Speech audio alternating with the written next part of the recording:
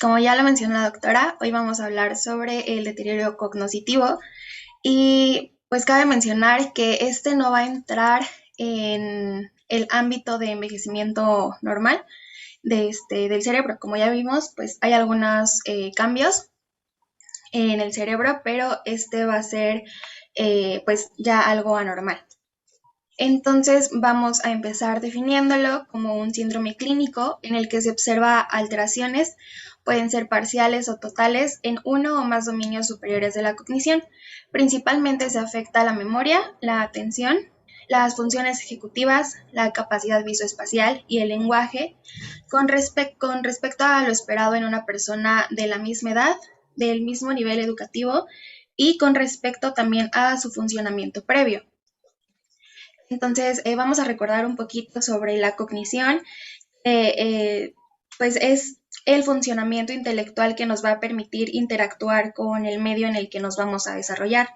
Y esta cognición pues va a estar dada por funciones cognitivas, que son todas las que nos van a llevar al aprendizaje, a la habilidad de recordar información, de organizar, planear, también resolver problemas, concentrarnos, mantener y distribuir atención, entender y emplear el lenguaje, entre otras funciones.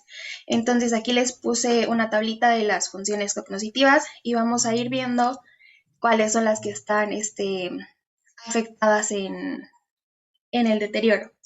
El principal va a ser la memoria, que es la que nos va a ayudar a la recolección, almacenamiento y la recuperación de toda la información que podemos llegar a tener. Y vamos a dividirla, ya sabemos, en corto plazo y en largo plazo. La del corto plazo, también llamada memoria de trabajo, es la que nos va a ayudar al almacenamiento temporal de la información y normalmente es para poder cumplir o desempeñar una acción. Por ejemplo, una orden sencilla, no sé, marcar a cierto número telefónico. Y el largo plazo, pues la vamos a dividir en explícita o declarativa, que aquí lo más importante son las funciones nésicas, que está la función episódica, que nos va a ayudar a situarnos en el espacio y en el tiempo, porque podemos resolver preguntas como qué, cuándo, cómo y dónde. Y la semántica, que son más hechos o conocimientos. También vamos a tener la implícita o la no declarativa, que esta es ajena a la conciencia del individuo y es más relativa a procesos motores de uso cotidiano. Por ejemplo, vestirnos. Y de aquí tenemos el conocimiento clásico, que son las que están desencadenadas por un estímulo específico, como pueden ser emociones o dolor. Un ejemplo, pues la piloerección. Y la procedimental, que es más un sistema derivado de aprendizaje repetitivo y que se va a activar en modo automático. Entonces, de aquí es importante reconocer que el principal tipo de memoria que se va a afectar en el deterioro cognitivo es la episódica. Y la semántica y la implícita no declarativa también se pueden afectar, pero es un poco eh, más raro.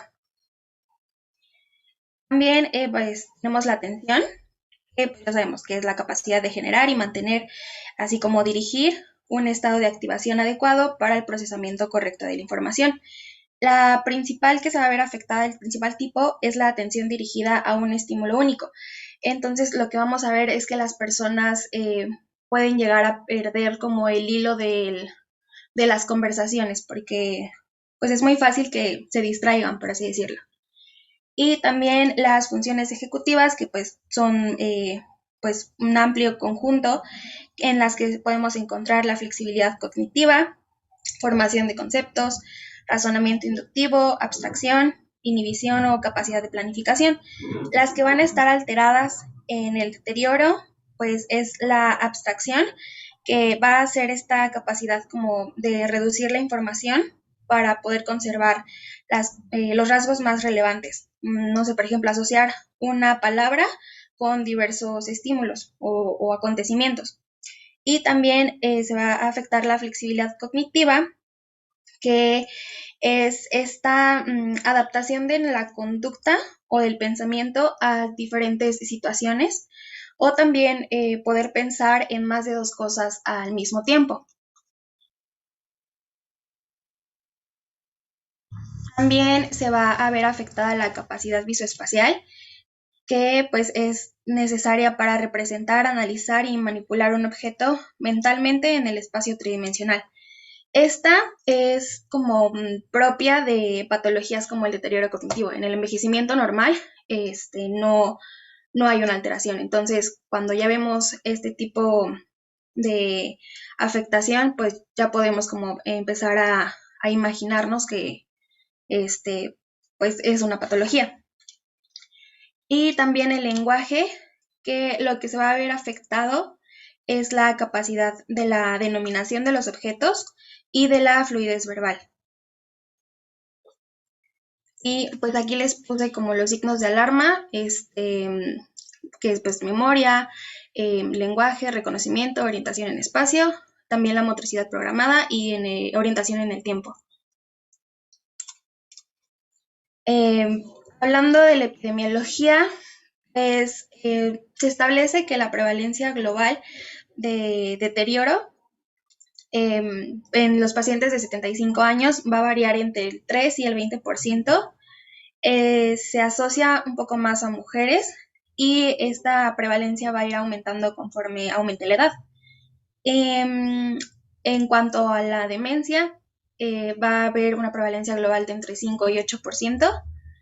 En México, la prevalencia de deterioro cognitivo va a ser de 28.7% en la población mayor de 65 años.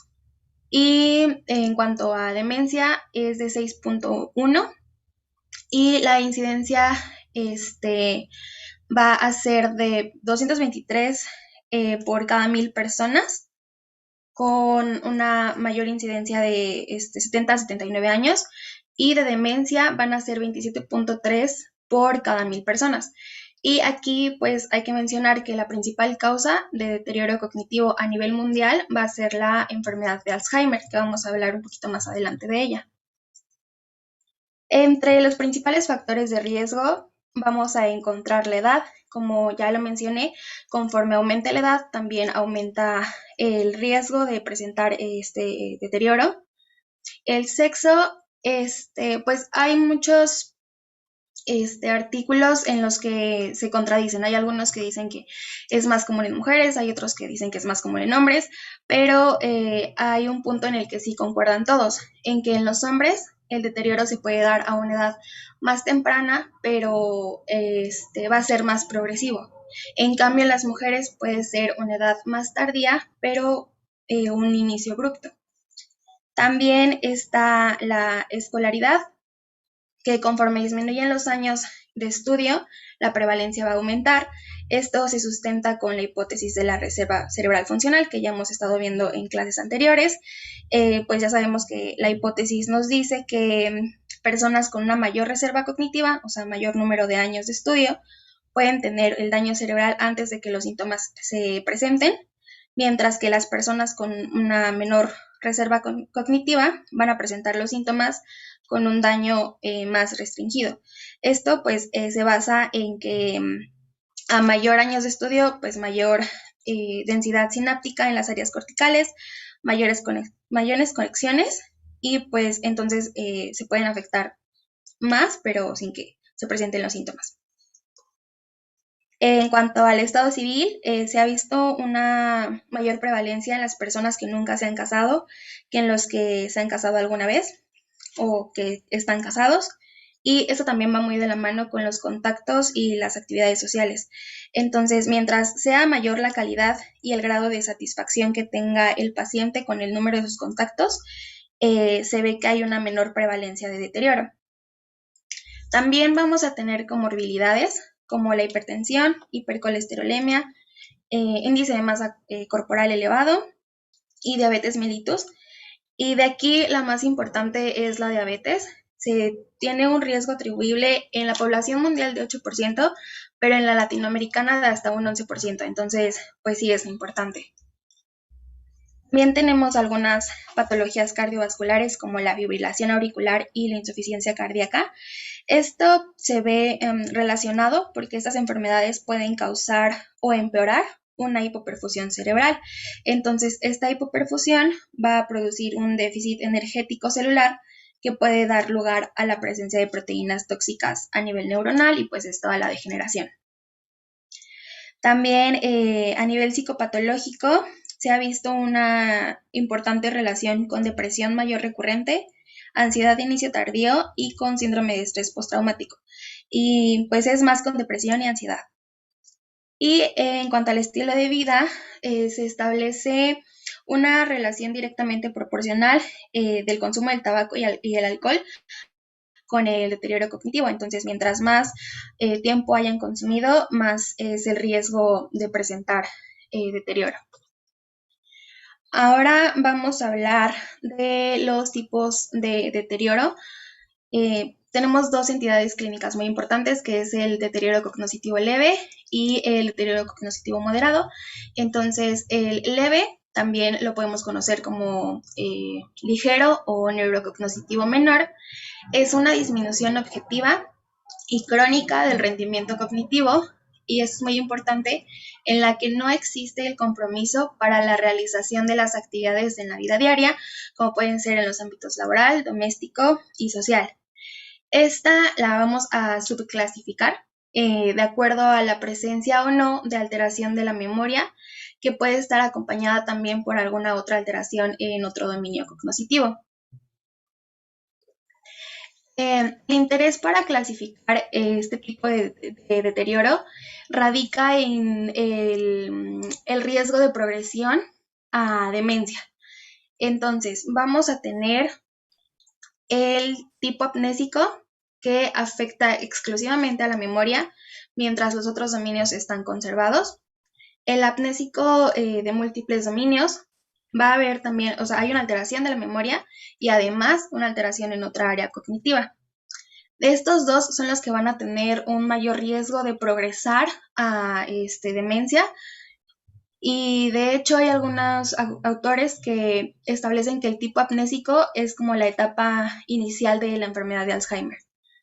Y también vamos a tener los no amnésicos, que va a haber un déficit predominante en alguna función, pero esta es diferente a la memoria.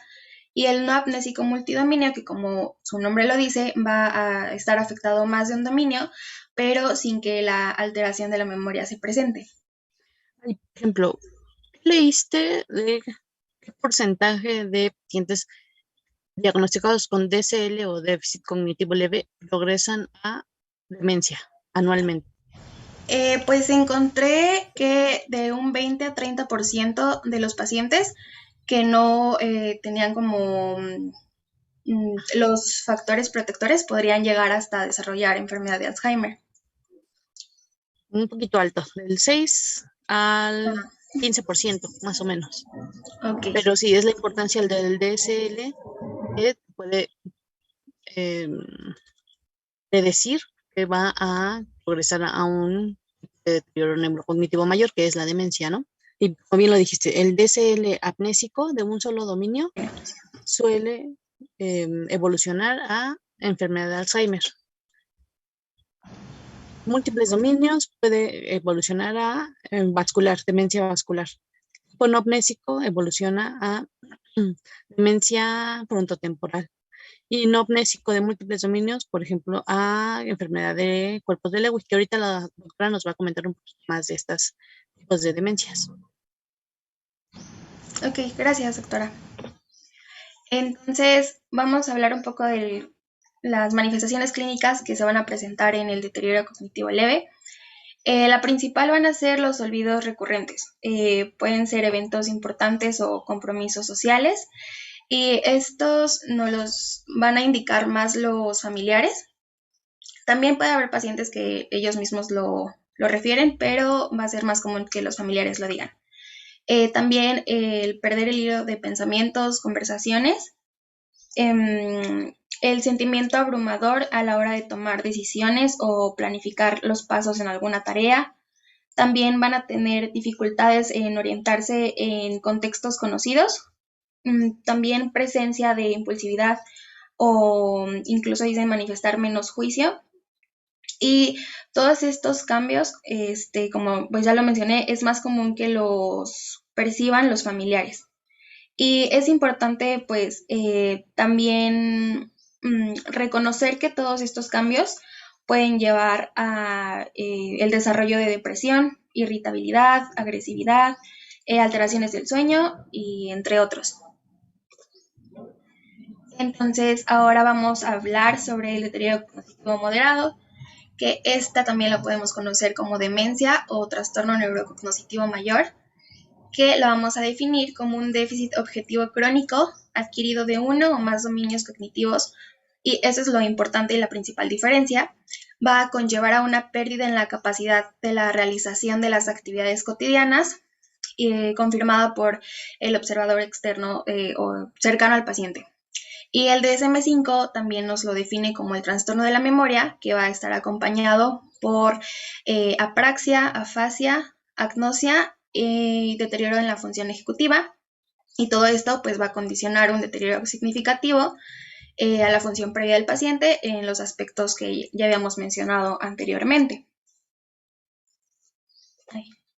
Aquí les puse una tabla con las principales demencias.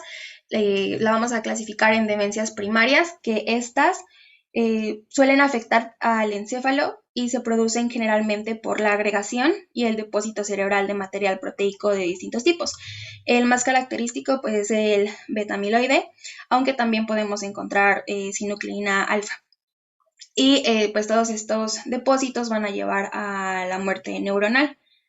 También y las vamos a subdividir en cortical y subcortical, dependiendo en dónde van a estar afectando.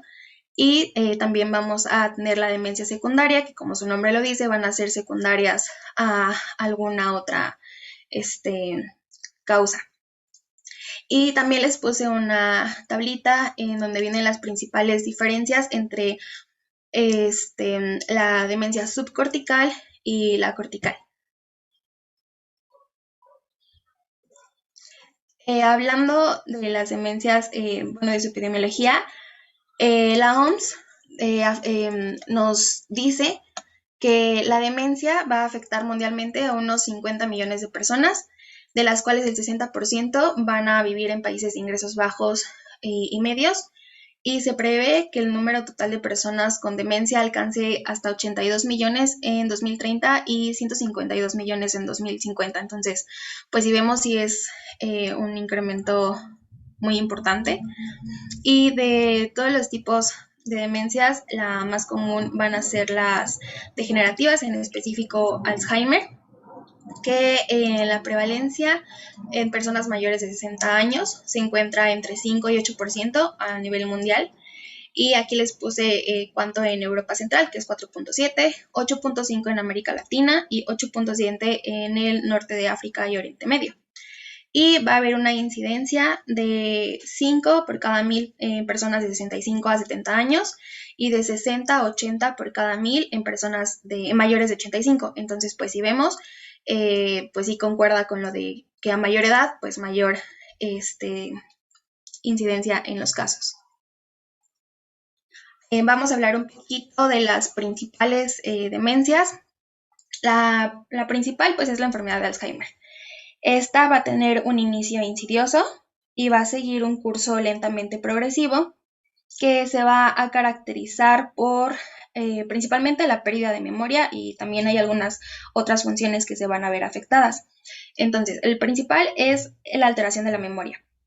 Hay un déficit lentamente progresivo de la memoria episódica, como ya habíamos mencionado, que también puede acompañarse con amnesia anterograda, con dificultad para adquirir y recuperar nueva información. Y esto, ¿cómo lo vamos a observar en los pacientes? Pues va a haber una repetición de preguntas y comentarios. También puede haber una pérdida de objetos y olvido incluso de nombres. También vamos a encontrar deterioro del lenguaje, que aparece hasta en un 40-50% de los pacientes, y lo van a manifestar como dificultad para encontrar palabras y nombres, o también llamado anomia. Y esta puede llegar a progresar hasta afasia fluente, que es cuando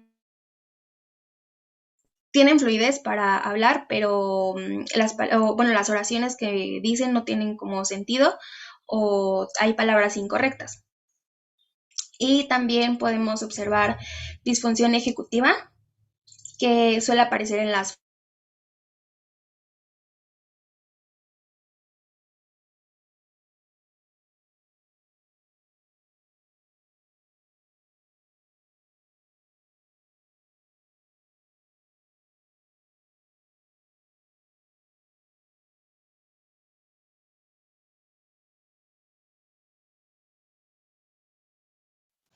Ay.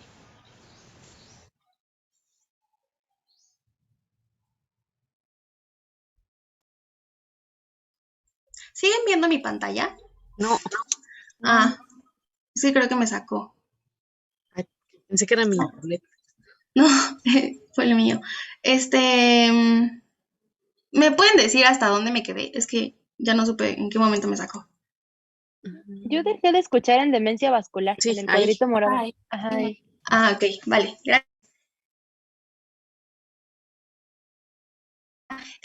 Nada más para terminar, también podemos encontrar en la enfermedad de Alzheimer fallos en la atención y en la concentración, y esos van a ir progresando a lo largo de la enfermedad. Ahora,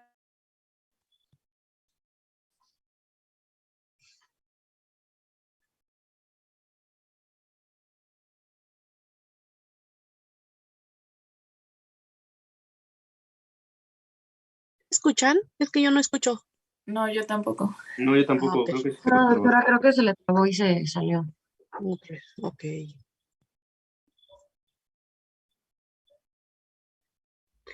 Bueno, entonces, por ejemplo, cuando llegue a su consulta un paciente con enfermedad de Alzheimer, casi siempre quien llega a quejarse es el familiar. Bueno, ya regresó su compañera y ya se fue.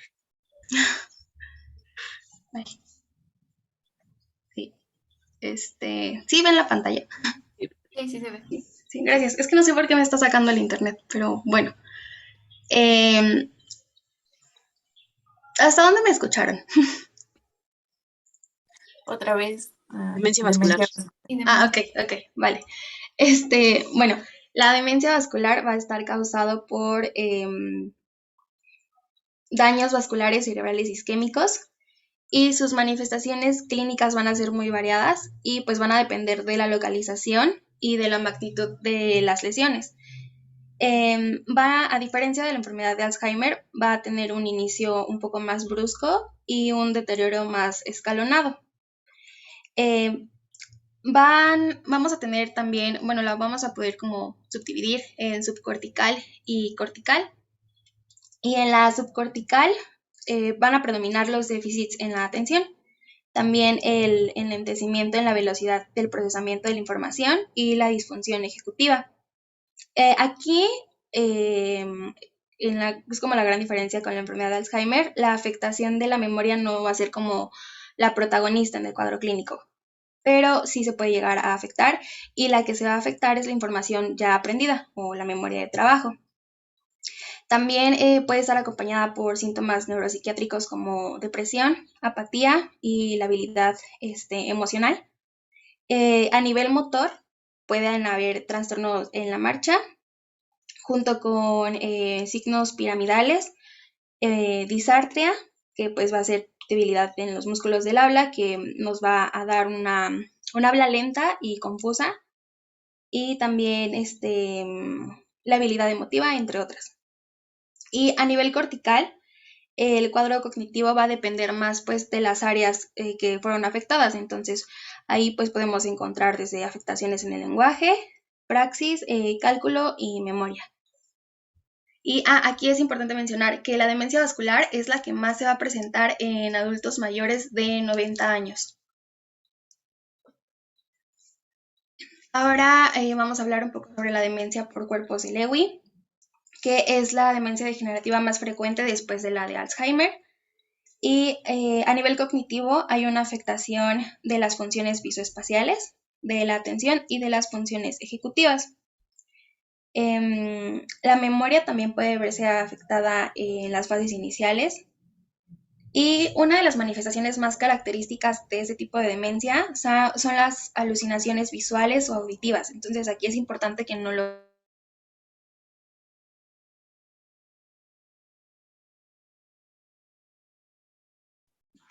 Híjoles, ya se volvió a trabar, ¿verdad? Pero miren, Sí. mientras regresa su compañera, les doy un pequeño, no, eso es una curioso, ¿no? ¿Se acuerdan de Robbie Williams, el actor que es muy famoso comediante? Él se suicidó porque tenía demencia de cuerpo de Lewy. Al principio se creía que tenía Parkinson, pero no, ya cuando hicieron estudios post-mortem se diagnosticó demencia de cuerpos de Lewy. Entonces, ahí se dan cuenta que es patognomónico de demencia de cuerpos de Lewy las alucinaciones visuales. Los doctores no lograron el diagnóstico porque él no les decía que tenía alucinaciones. Entonces, es es difícil diagnosticar, por ejemplo, un deterioro neurocognitivo asociado a enfermedad de Parkinson versus un cuerpo de Lewy. Lo que es más característico es que cuando tenemos enfermedad neurodegenerativa asociada a enfermedad de Parkinson, empieza primero las alteraciones motoras y ya después de varios años empieza el trastorno de memoria. En cuerpos de Lewy no, puede empezar al mismo tiempo, empieza primero problemas de memoria y luego los motores. Y él no les decía a los médicos que tenía alucinaciones visuales, entonces por eso no llegaban al diagnóstico correcto. Hay un artículo en la revista Neurology que escribió la esposa de Robbie Williams y se llama El monstruo en el cerebro de mi esposo o algo así. Se los voy a buscar y se los voy a mandar al grupo. Y si lo leen, es así de libro. Él tuvo una demencia de cuerpos de Lewy de libro. Está bien bonito. O sea, si tú lees eso, ya no se te va a olvidar cómo es la demencia de cuerpos de Lewy. Entonces, se los voy a mandar y pues así como anecdótico, porque ese tipo de información a veces hacen que retengamos más cierta información. Entonces, se los voy a mandar y a ver si le pueden dar una leída. Está bonito ese artículo. Esta es una carta de la esposa, diciendo todo lo que estuvo pasando su esposo, así como cronológicamente. Y es un caso de cuerpos de Lewy clásico. Y no sé si ya estamos de regreso.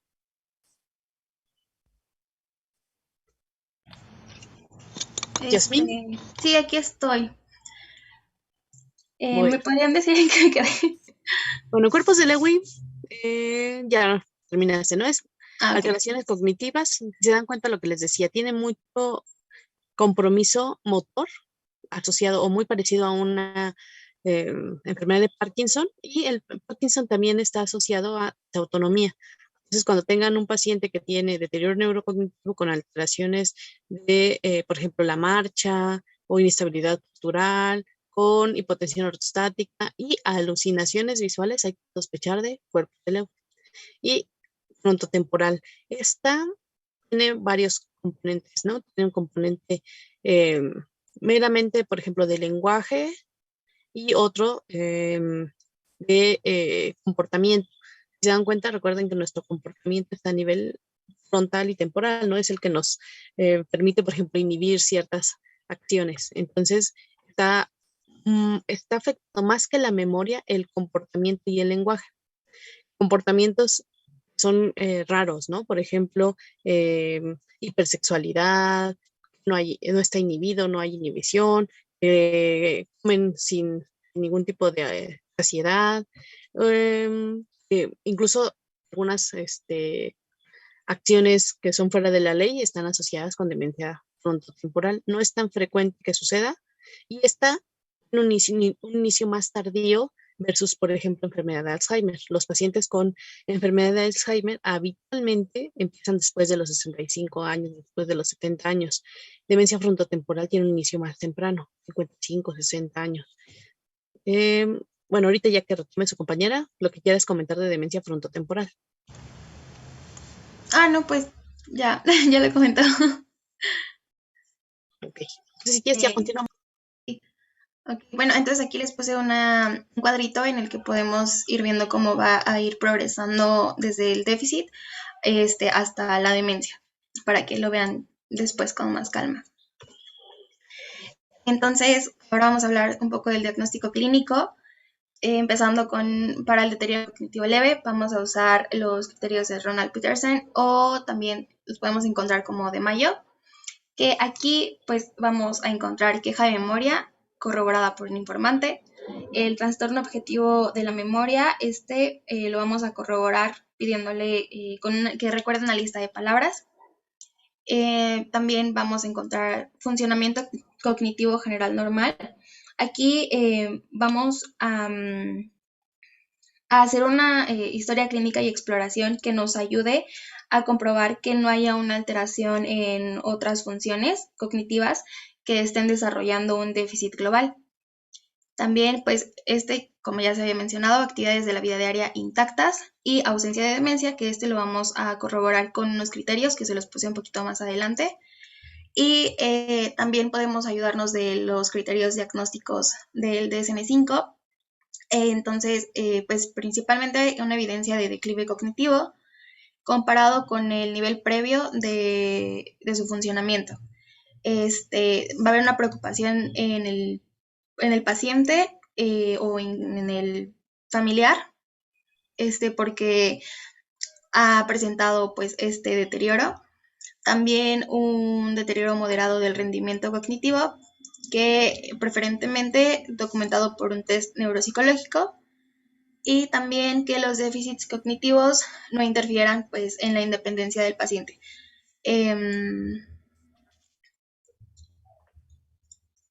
Bueno, aquí también es importante que nosotros comprobemos que los déficits no van a ocurrir en un contexto de delirium o que estén asociados a algún otro trastorno. También pues es muy importante, como siempre, que tengamos una historia clínica completa en el que podamos pues como preguntar o hacer énfasis en la dificultad que tiene el paciente para aprender o retener nuevos datos, si el paciente puede realizar tareas complejas como la planificación, también saber qué tan adecuado es su razonamiento, su orientación, su lenguaje y su conducta. Es también importante, pues, saber el grado de independencia que presenta el paciente. Entonces vamos a ver si todavía puede desarrollar actividades básicas de la vida o instrumentales. También consultar síntomas. Si ya ha tenido síntomas, el progreso de estos y si ha empeorado.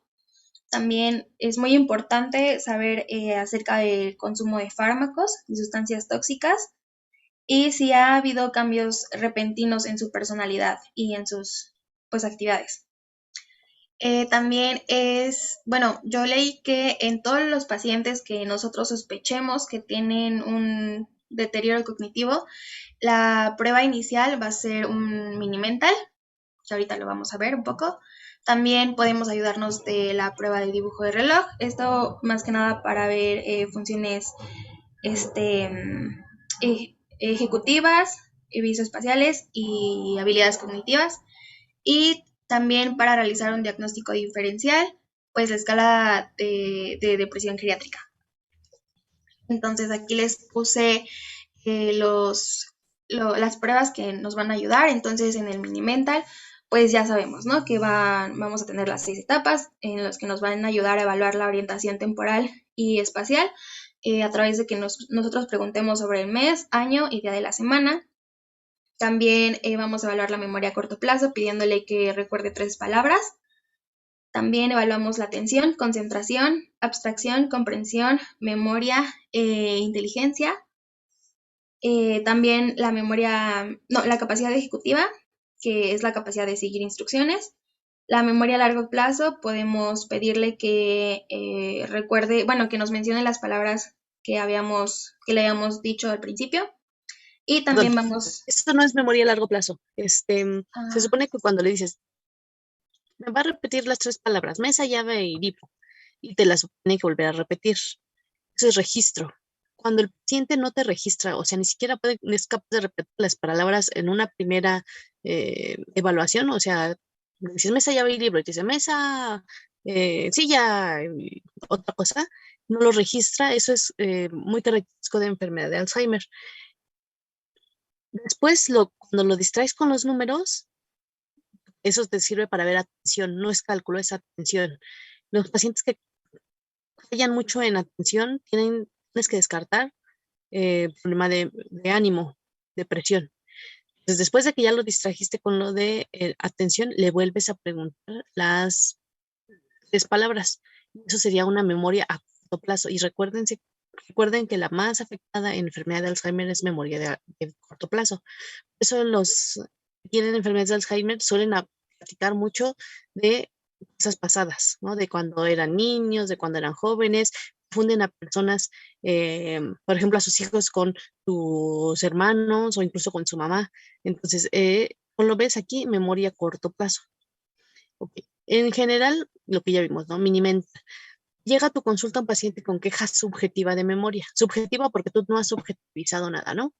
Le vas a preguntar qué tipo de problema de memoria presenta. ¿Desde cuándo y cuál ha sido la evolución? Por lo que ya nos comentó su compañera, ¿no? Y fue abrupto y esto ha ido avanzado de forma escalonada. Quiere decir que mantiene un tiempo, primeros segunditos. Se mantiene un tiempo como estable y después vuelve a presentar una pérdida de memoria y luego se mantiene estable y luego otra vez, eso es escalonado. Eso es patognomónico característico de enfermedad vascular. Puede tener estos disminuciones en su cognición secundarias de que tiene nuevos eventos. Alzheimer es lentamente progresiva y es más insidiosa, así es como irte en una resbaladilla, ¿no? No se ve tan agravado estas disminuciones en su capacidad cognitiva. Ok. Después que ellos te dicen qué tipo de problemas tienen, tienes que objetivizar con este tipo de estudios. Estos son de screening, ninguno es de diagnóstico. Entonces, de screening puedes hacerte un mini mental, si te sale menor de 24, es decir que sí hay problema de memoria. Es hacer también el MOCA, que les compartí en la guía de los instrumentos. Viene en un instructivo cómo se tiene que aplicar cada ítem.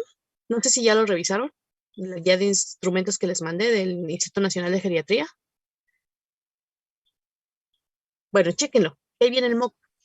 Cuando tienes problemas de memoria, Minimental te sirve, porque tiene algunas cosas de memoria. Este sí va a reflejar problemas de memoria. Pero hay deterioros cognitivos que no tienen tanto problema de memoria, sino más bien función ejecutiva o ¿cómo se llaman? Como que es más subcortical. Ahí tendrías que aplicar, por ejemplo, el MOCA. Y ya si el MOCA, el Minimental te sale bien, el MOCA te sale más, entonces te está hablando que sí hay un problema de memoria. Entonces, vas a realizarle cualquier test de screening y si te salen positivos, entonces ya pasas al siguiente nivel de valoración que seguramente ahorita nos va a decir Yasmín. Y es un déficit muy marcado, por ejemplo, un Minimental menor de 14, un Minimental menor de 18, o los déficits son muy marcados, como por ejemplo que el paciente ya se ha perdido incluso dentro de la casa, ha dejado las llaves del gas abiertas, que se ha perdido fuera de la casa. Déficits tan severos, pues entonces tal vez no requerirías la ayuda de un neuropsicológico como tal. Ese no lo practicamos nosotros, los hacen los neuropsicólogos y ellos nos hacen es muy completo, puede ser incluso 2 o 3 visitas y después te entregan los resultados. En lenguaje tiene tantas alteraciones según desviaciones estándar para su edad. En atención tienen tantas alteraciones, en memoria tiene tanto, en función ejecutiva tiene tanto. Y al final ellos te hacen el análisis y te dicen, según todas las alteraciones que el paciente presentó, es más concluyente con enfermedad de Alzheimer o con un cuerpo de Lewy o con vascular. Entonces ya podrías ir tú orientando diagnóstico y también te puedes apoyar con estudios de imagen que ahorita nos va a comentar tu compañera. Pero en realidad, en general, hacen Minimental, un reloj, puede ser un MOCA, siempre tengan la duda de que sea más bien depresión, GDS, ¿no? Porque sí, mucho a la depresión se le conoce como pseudodemencia. ejemplo, tienes que descartar que no tenga más bien depresión en lugar de problemas de memoria, porque la depresión altera mucho la atención. Y si no hay atención no va a haber registro, y si no hay registro no va a haber memoria. Entonces, por eso es como un simulador de deterioro neurocognitivo. Entonces, si quieres, pásate a la que sigue, porfa. Sí, bueno, creo que no se ve muy bien, pero esa es la que mencionaba la doctora, en donde se evalúa, bueno, es el Neuropsy, que nos va a proporcionar una valoración integral de los 6 dominios principales. Está pues la atención compleja, las funciones ejecutivas, aprendizaje y memoria, lenguaje, habilidad visoperceptiva y la cognición social. Entonces, pues se hace el Neuropsy y se grafica en esta tablita de la derecha y bueno, aquí están como los valores de normal, alteraciones leves, alteraciones severas y como ella mencionaba, anteriormente se manejaba una desviación de 1.5. Ahorita se maneja una desviación entre 1 y 2 de la media para un determinado grupo poblacional. Eso quiere decir que entonces las personas que puntúen de 1 a 2 por debajo de los criterios establecidos para su edad y para el nivel educativo que presenten, ya se van a incluir en los límites para el diagnóstico. Y, bueno, aquí les puse los criterios para demencia. Que pues ya sabemos, un desarrollo de un déficit cognitivo múltiple por deterioro de memoria, también acompañado de afaxia, apraxia, agnosia, alteración de las funciones superiores, también pues síntomas anteriores que provocan un deterioro en sus relaciones y que el deterioro no se explique por un cuadro confusional. Y también les puse los criterios para demencia por Alzheimer. Entonces, pues aquí están para que los vean con más detalle. Y para que podamos realizar un diagnóstico etiológico, es importante también tomar en cuenta, ya sabemos, la historia del paciente, estudios de laboratorio y de imagen, y así ya pues podemos clasificarnos. En la degenerativa, pues inicio gradual, progresión lenta; en la vascular, inicio abrupto, historia de factores de riesgo vascular; psiquiátrica, pues por historia de depresión o ansiedad; y secundaria, pues cuando hay alguna otra enfermedad, ¿no? Entonces, cuando nosotros realizamos pruebas de laboratorio, lo que podemos llegar a observar es un bajo nivel de proteína beta-amiloide en el líquido cefalorraquídeo, que nos estaría indicando un aumento de la deposición de esta proteína en el cerebro. También podemos encontrar niveles altos de t-tau y p-tau en líquido cefalorraquídeo que nos van a estar sugiriendo una neurodegeneración.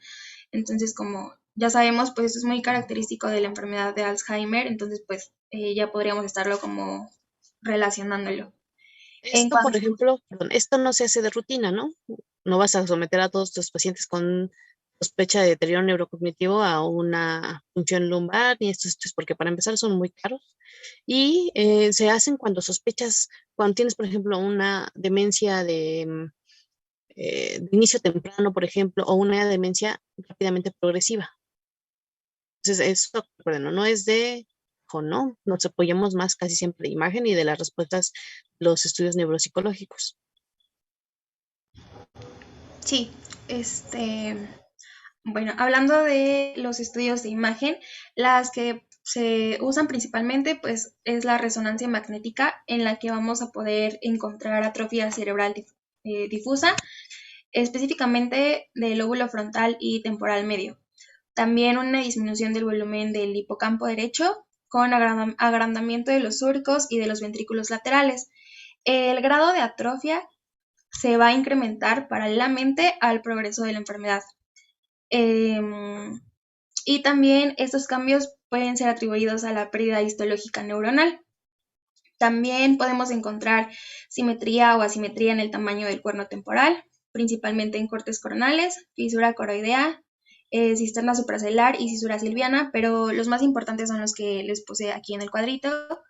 Y también para tomografías por emisión de positrones con 18-fluorodesoxiglucosa, vamos a encontrar metabolismo de la glucosa reducido en la corteza parietal izquierda y aumentado en los lóbulos temporales mediales y en la circunvolución parihipocampal derecha. Entonces aquí Bien, perdón, ¿estos cambios son de Alzheimer? Sí. Okay. Entonces aquí les puse unas imágenes en donde nos vamos a ayudar de la escala de atrofia del lóbulo temporal medial y pues evalúa el grado de atrofia cortical, especialmente en la región mesial del lóbulo temporal. Entonces aquí podemos ir relacionando de acuerdo a la tablita y a las imágenes. Entonces podemos observar que la amplitud de la fisura coroidea va a ir aumentando, la amplitud del cuerno temporal va a igual aumentar y la altura del hipocampo va a ir disminuyendo. Entonces, pues sí, igual les puse como una imagencita abajo pues de la referencia anatómica para que no estemos tan perdidos cuando las observemos.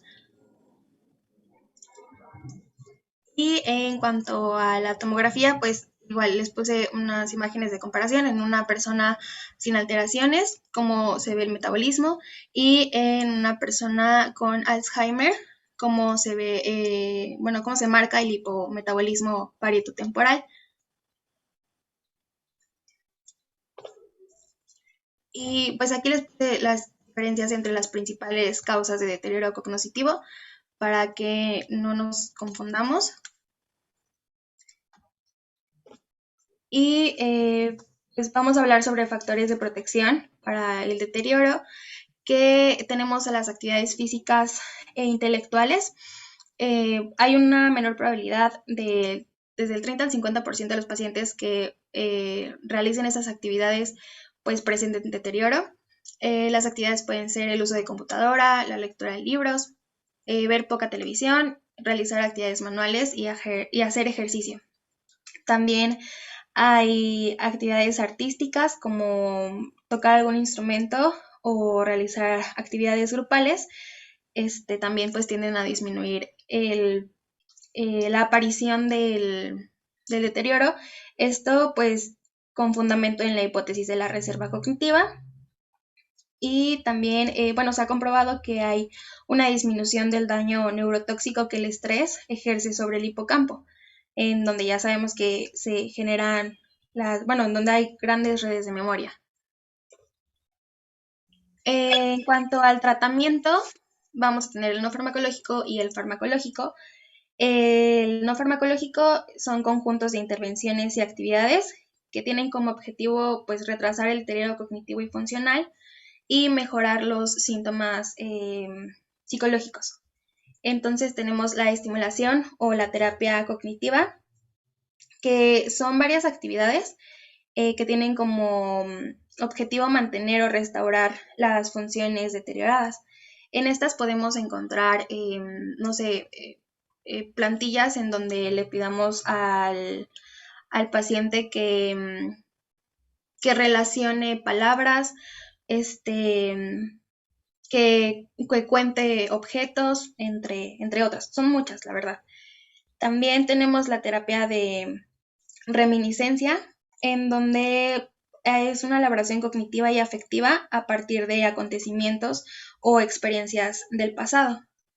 También tenemos la musicoterapia, que esta es una de las más eficaces y de las más recomendadas.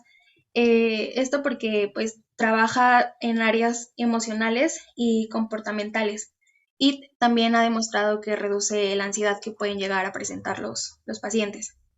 También tenemos el apoyo y la psicoterapia. Esto va muy de la mano también con la psicoeducación, en donde pues les vamos a hablar sobre su enfermedad, también sobre los cuidados que deben de tener.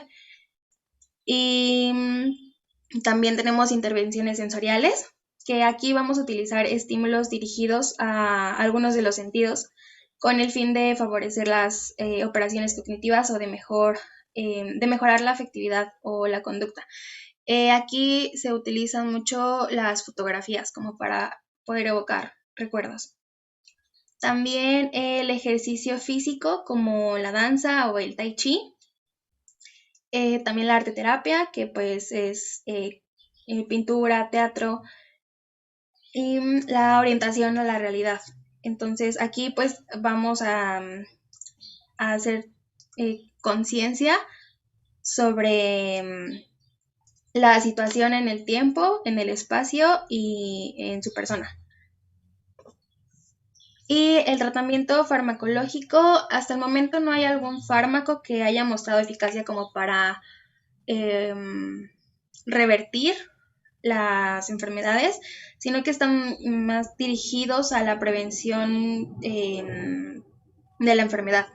Entonces los principales son los inhibidores de la colinesterasa, en específico el donepezilo, que es el que más se utiliza. Esos pues van a mejorar la función cognitiva, las actividades de la vida diaria y los síntomas neuropsiquiátricos gracias a su mecanismo de acción, que es aumentar la presencia de acetilcolina en las hendiduras sinápticas. Y también el control óptimo de la presión arterial en personas hipertensas es recomendable debido a los beneficios que se observan en la reducción de la mortalidad, en los eventos cardiovasculares y pues por ende en la demencia vascular. Y pues ya eso sería todo de mi parte. Bueno, entonces no hay tratamiento, ¿no? Desafortunadamente es una enfermedad degenerativa e incurable. Estos medicamentos que nos comenta su compañera son, han hecho estudios, por ejemplo, con las pruebas cognitivas y mejoran 1, 2, máximo 3 puntos. Lo que te ayuda mucho es, por ejemplo, en la calidad de vida. Disminuye habitualmente los síntomas neuropsiquiátricos, porque la demencia viene asociada de algunos síntomas neuropsiquiátricos como irritabilidad, como incluso que sean agresivos, como que empiecen a vagabundear, que hagan cosas que no deberían de hacer, como caminar ahí sin ropa, como hacerse el baño donde no deberían de hacer, como mucha impulsividad sexual. Entonces, estos medicamentos lo que ayudan es a los síntomas neuropsiquiátricos, brevemente a la funcionalidad, pero desafortunadamente no hay tratamiento, ¿no? La enfermedad va a seguir progresando hasta que pues el paciente fallezca.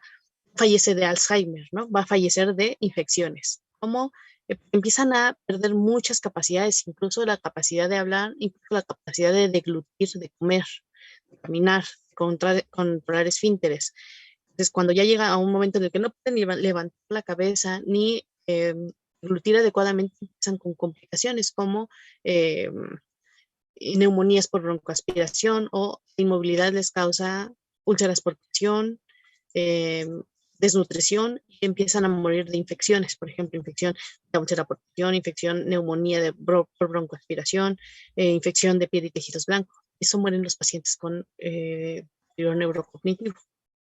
Es una enfermedad muy fea, ¿no? No tiene ningún tratamiento y va con lo más importante de un ser humano, es con su conciencia, con su cognición, con su mente. Hay un momento en el que pues, van a ser totalmente dependientes de un cuidador. Entonces, bueno, creo que para hacer un primer acercamiento de demencia lo hizo bastante bien su compañera. Tocó temas importantes. No sé si tengan dudas, a mí me pareció que estuvo bien su presentación. Yo solamente tengo una pequeña duda, doctora. ¿Qué pasaría en aquellos pacientes en los cuales, no sé, por ejemplo, sus familiares no puedan o no tengan familiares en los que les ayuden con todos estos puntos de tratamiento no farmacológico? Habitualmente, mira, aunque tengan familiares, algunas veces este tratamiento no farmacológico, nos comentó ella, es costoso, ¿no? Llevarlo a una terapia de rehabilitación, a una terapia cognitiva, musicoterapia. Mi experiencia, yo trabajo en el ISSSTE, en una clínica de primer nivel de atención, es que aunque tengan familiares, no tienen los conocimientos suficientes para darle los cuidados adecuados a los adultos mayores con deterioro neurocognitivo. Nuestra función sería, por ejemplo, buscar, yo no sé si lo podemos dejar de tarea, buscar ciertas instituciones que nos puedan ayudar a orientar a los cuidadores como estos de Alzheimer, o hay como asociaciones de problemas de memoria para enseñar a los familiares a cuidarlos. Aunque tengan familiares, a veces no hacen los cuidados adecuados porque no saben cómo darlos, porque no es una patología que todo el mundo, uno, sepa reconocer, dos, sepa tratar, incluso sepa sospecharla, ¿no? Por lo mismo que tiene ciertos aspectos que a veces los asocian con el envejecimiento normal, de ahí el término demencia senil. Está muy mal aplicado, ¿no? No sabemos qué tiene problema de memoria y está viejito, ¿qué decimos? Tiene demencia senil, que no existe, ¿no? Eso querría decir que todos los adultos mayores van a desarrollar en algún momento de la vida demencia, y no es así. Y empieza con un deterioro neurocognitivo, le tenemos que dar apellido a ese deterioro neurocognitivo. Enfermedad de Alzheimer, demencia vascular, demencia de Korp-Lewy, frontotemporal, o incluso hay demencias mixtas. Entonces, lo que nos tocaría a nosotros sería como hablar un poquito más de estos problemas y enseñar a los familiares a cuidarlos. Y los que no tienen familiares, pues desafortunadamente van a terminar abandonados, o ser ese tipo de pacientes o de personas que vemos en la calle que están deambulando, se llegan a perder, terminan siendo, ¿cómo se llaman? Indigentes, o institucionalizados en asilos o en lugares donde alguna casa, hogar que le puedan apoyar. Pero incluso aunque tengas familiares, si no tienen la correcta información, no te van a dar los cuidados que requieres. Y aparte es cara, ¿eh? Por ejemplo, ningún antidemencial baja de 1,000 pesos. Y a veces tienes que utilizar más antidemencial, un antidepresivo, para los cuidados crónicos, una cama de hospital, por ejemplo, un Reposet, colchones especiales para que no les den úlceras por presión. Es una patología, eh, es muy fea la demencia, porque acaba con lo más importante del paciente, ¿no? Que es la mente. Y el cuerpo se hace totalmente dependiente. Entonces, no sé si te contesté, o igual me enredé un poquito, pero No, sí, doctora. seguramente terminan, los que no tienen familiares terminan o en una institución de cuidados crónicos o abandonados, deambulando, incluso que aunque tengan familiares y no los cuidan adecuadamente, pues se pueden perder y, ¿cómo se llama? Mira, dentro de los cuidados no farmacológicos, no lo puso tu compañera, pero tienes que evitar que él se haga daño. Entonces tienes que poner todo lo que le pueda hacer daño lejos de su alcance, ¿no? Guardar armas, guardar cuchillos, evitar que se acerque a la estufa, utilizar algunas placas de identificación. Si ya sabes que tu paciente o tu familiar tiene problemas de memoria, le pones su nombre, de localizar a los familiares, la dirección, qué patología padece, si es diabético, hipertenso, con alguna placa, porque algunas veces se pueden llegar a perder. Idealmente no tenga acceso a los vehículos, que no tenga acceso a las llaves de la casa para que no se pueda salir. Son cuidados como muy básicos, pero los tienes que tener en cuenta, porque en este proceso de deterioro pierden cosas como de cuidado, ¿no? De autocuidado. Entonces, tengo dos preguntas que ya tienen mucho que no hacemos participaciones y hay personas que no tienen participación. Una sería, si yo tengo un familiar con enfermedad de Alzheimer, ¿me incrementa el riesgo de presentar Alzheimer con respecto a la población general? Ese, si quieren, me lo investigan. Por de los que no han participado, ¿no? Hola, doctora. Angeli. ¿Ya participaste? No, todavía no. Ah, ok, va. Entonces sería esa pregunta, ¿no? Porque te la van a hacer cuando estés en tu práctica y te llega un paciente que te diagnostica con enfermedad de Alzheimer, te van a preguntar, ¿yo qué probabilidades tengo de presentar Alzheimer? ¿Sí quedó clara la pregunta? Creo que sí, doctor. Y otra sería, en realidad no es como tal una pregunta, me gustaría que alguien buscara y nos mostrara la escala de PAS, demencia, como rápido.